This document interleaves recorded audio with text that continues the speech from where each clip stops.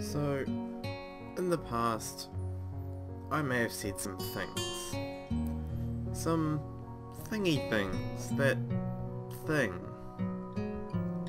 No, but seriously, I may or may not have said something relating to the fact that I'll always upload an episode every day and that I don't want to lose your trust, blah blah blah, all that sort of jibber jabber. But, you know, words are only words, and it's not like I missed uploading an episode yesterday or anything. I mean, I didn't do that, you know. It may have just failed to upload. Yeah. Yeah. That's what happened. It failed to upload. No, I'm just kidding.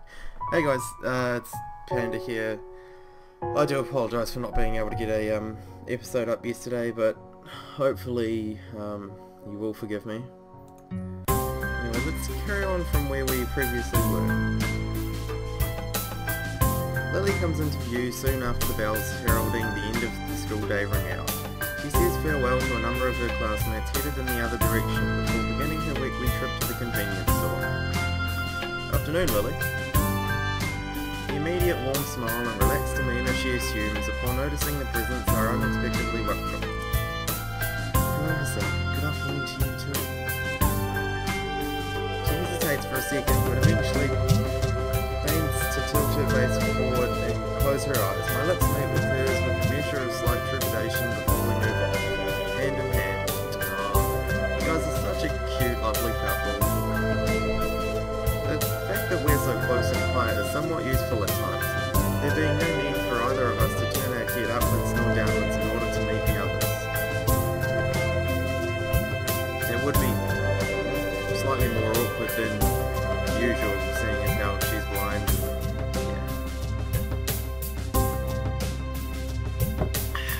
It doesn't take much time to leave the noise of the other students far behind us. The tapping of Lily's cane in her free hand, the only sound to be heard. Silence. Blissful silence, as all that greets us while we slowly walk in the setting sun's light. I think I'm coming. Okay, maybe not. Maybe I may have, left that sentence unfinished. I think I'm coming to really like this town. Oh, right. So he wasn't yet. The huge, green, hilly expanse, the trees everywhere, the somewhat rustic little buildings. So you've come to appreciate the tranquility of it as well? I think so. They came from a metropolitan city near Tokyo, so the quiet of this town really alienated me when I first arrived. At least I was able to pronounce that one fairly well. After a while it became really nice though. I think I prefer it to the hustle and bustle of my home city now. I prefer the quiet of such a rural town even when I first arrived. I suppose I had the advantage of growing up in a quiet area before I came. Nakai said the surroundings are very pretty too. Lily may say such a thing quite easily, but each time she mentions how others describe sights around her as beautiful or pretty, I feel a little put off. I notice her expression becoming one of anticipation for some question or another. She's always had a good sense for when somebody's not saying something that's on their mind, so I might as well speak up. I was kind of wondering, how to put this. Will you marry me? Do you ever regret that you can't see what things look like for yourself? It's just something I've been thinking about. Why don't you regret it? I mean, I don't think regret's really the right word there, because she was born with it, so she can't really regret it. She thinks carefully for a time.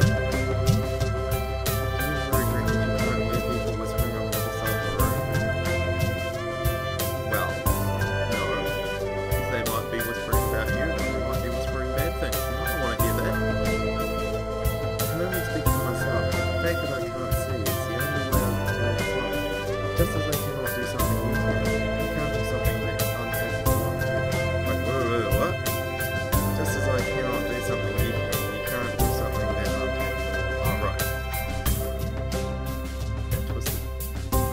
fact the world is made for those who are sighted can be a pain sometimes. There are many people who suffer much more than I because of the way the world is. That does make sense, but still, it just feels kind of bad to describe something that you can't experience yet. She tilts her head quizzically as if I just said something that makes very little sense at all. I can experience it. You just said yourself that you like this area because the way the surroundings are. I like this area for the very same reason.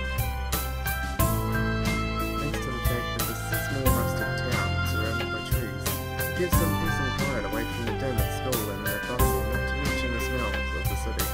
I suppose it would also be much like the home she shared with the carer as well. Her outlook on it seems pretty sensible, and I'm not surprised that she's got a much better handle on her particular condition than I do on mine. Just like how her coming from a location somewhat similar to Yamaku's surroundings let her become more acclimatized in a shorter time, being more blind and affected her stance by her own admission. I should stop being so annoyed with myself over it, but I can't shake the feeling that I've depended on Lilly far too much, given the circumstances most have had to deal with in Yamaku. It makes a lot of sense. You're pretty good at explaining, as always. Come to think of it, where is Hanako anyway? She was with us for lunch. It seems she's busy studying. The exams are far from over, and she said she wants to do better this year than the last. Well, I admire her work ethic. She's really been trying to give us a lot of room alone recently. Nothing wrong with that. She's that type of person, I think. The kind that puts others' needs above her own at every chance.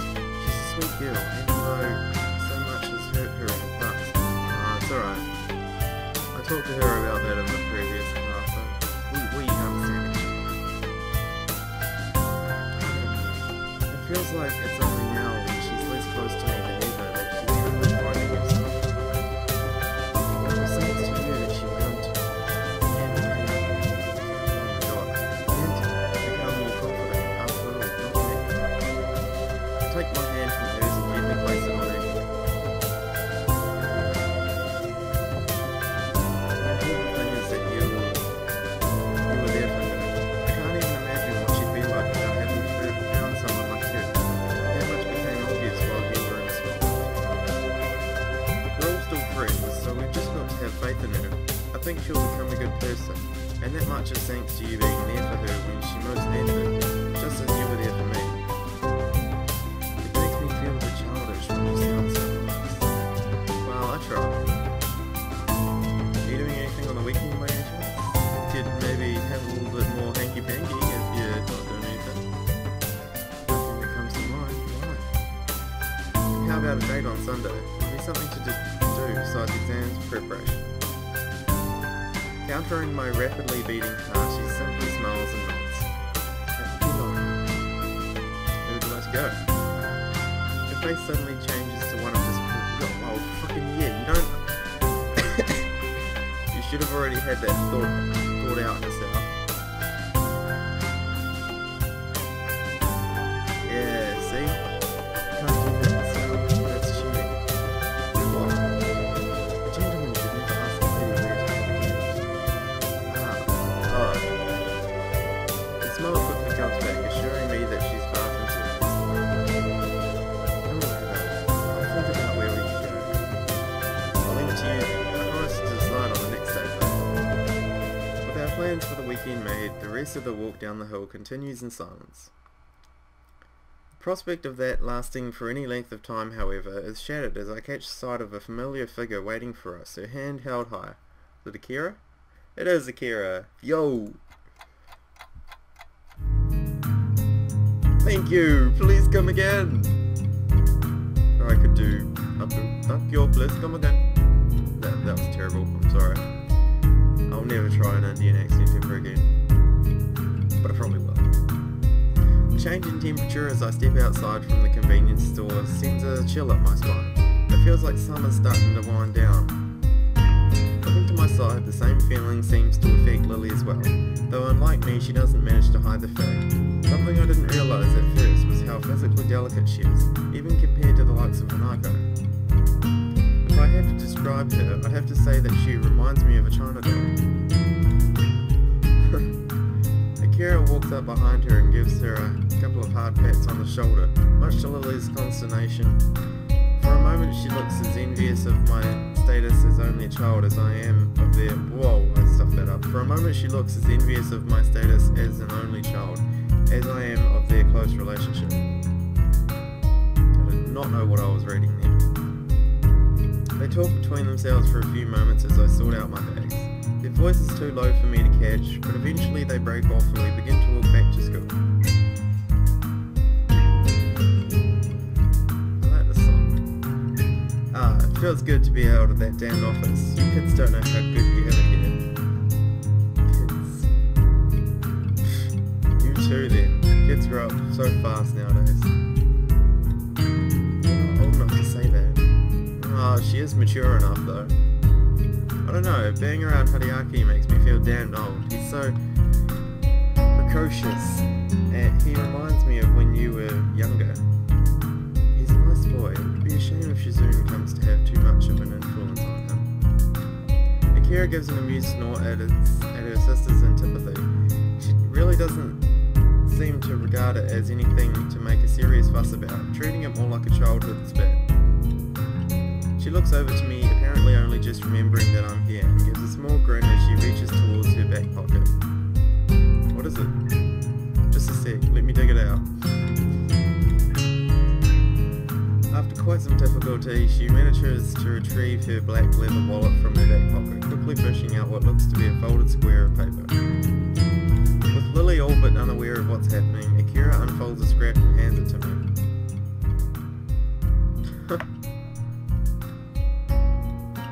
Wow. Okay. She's pissed off. She looks very angry.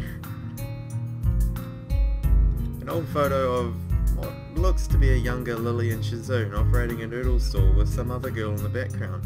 She looks vaguely familiar, but I can't quite pinpoint why. Well, I mean... I want to say it kind of looks like Hanako, but... she's smiling and she's really happy. Hanako's not usually like that, and she's got like a fringe down the side of her face, whereas here she does. Oh, and she doesn't have any burns. Idiot. What is it, Akira? I think you know. Lily mulls this over for a few moments before realization draws on her. Akira, you really needn't. It's fine, isn't it? Besides, it's like the only photo I have of you two since you entered Yamaku when you're not at each other's throats. She's very competitive, isn't she, Shizune? She's either very competitive mode or very pissed off mode that you just took a photo. Maybe this girl's just been photoshopped in. Or maybe it's Akira. No, it's not Akira. I look back down to the photo in my hand. It does seem strange to Lily and Shizune working together so diligently or without any sign of animosity. If the photos of them during Yamaku's festival, that means it must have been taken 1 or 2 years ago. In other words, the time when they were both in the student council together. Who's the girl in the back? She looks kind of familiar. Ha, I knew you wouldn't recognize her. It's Misha. It's Misha? What? Before she went and dyed her hair pink. That's Misha? My god, she looks good there. Why did she have to dye her hair pink? I mean, she looks good there. Damn it. That's Misha? No way. Feels extremely strange to see Misha without her so very distinctive hairstyle. Judging from Akira's tone, she doesn't take favourably to Misha's idea of fashion. I mean, oh man, you could have been, you know, decent. She was decent, but now she's got fucking huge pink drills on each side of it. Ah, ruined a good person. I suppose that fact just accentuates how odd the situation looks. To think they were so friendly in the past, I wish I could do something to mend their relationship. You're being very quiet, Hisao. Just feels kinda strange to see you all so friendly like this. Lilly moves to say something but stops herself. In the end, this isn't a matter for me. It's between Shizune and Lilly, and nobody else. Things change, unfortunately. I hand the photo back to Akira, who sighs as she folds it up and slides it back into her wallet. A little memory, quietly hidden away, and to be pulled out again sometime later. Yeah, that they do. Initially, I think Akira's reaction to be simply in response to the situation between Lilly and Shizune, but she looks oddly glum compared to what I'd expect. Lilly's expression has clouded as well. What's wrong? Oh, I did that in a Lilly voice. What's wrong? It's just that I'll be going back to Scotland fairly soon. Oh! You're leaving for Scotland again? For a long moment, Akira looks surprised. It's an ill-fitting expression for her. After a glance at Lilly, she turns back to me as if she'd never done so. Yeah, in a couple of weeks I'll be leaving for Inverness to work at the company's headquarters. It's a pretty big jump in corporate position, and it's not a chance it's going to come again.